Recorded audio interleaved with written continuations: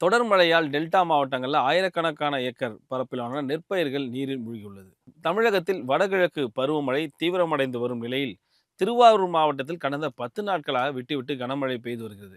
திருவாரூர் மாவட்டத்தில் தொடர் கனமழையினால் நன்னிலம், பூந்தோட்டம், முடிகொண்டான், கொல்லுமாங்குடி, குடவாசல் போன்ற பல்வேறு பகுதிகளில் 40 நாட்களான இளம் சம்பா நெற்பயிர்கள் மழைநீரில் மூழ்கியுள்ளன. ஒரு ஏக்கருக்கு 10,000 ரூபாய் செலவிட்டு சாகுபடி செய்துள்ள நிலையில் வயலில் மழைநீர் தேங்கியதால் பயிர்கள் அழுகத் தொடங்கின. இந்த ஆண்டு சம்பா சாகுபடி பாதிக்கும் நிலை ஏற்பட்டுள்ளதாக விவசாயிகள் தெரிவித்திருக்கிறார். இதனால் விவசாயிகள் மிகுந்த வேதனை அடைந்துள்ளனர். அதிகாரிகள் ஆய்வு செய்து பாதிக்கப்பட்ட விவசாயிகளுக்கு உரிய இழப்பீடு வழங்க வேண்டும் என விவசாயிகள் கோரிக்கை வச்சிருக்காங்க. இதேபோல தஞ்சை மாவட்டம் பூதலூர் பகுதியில் 13,000 ஏக்கர் பரப்பளவில் குறுவை சாகுபடி மேற்கொள்ளப்பட்டிருக்கிறது.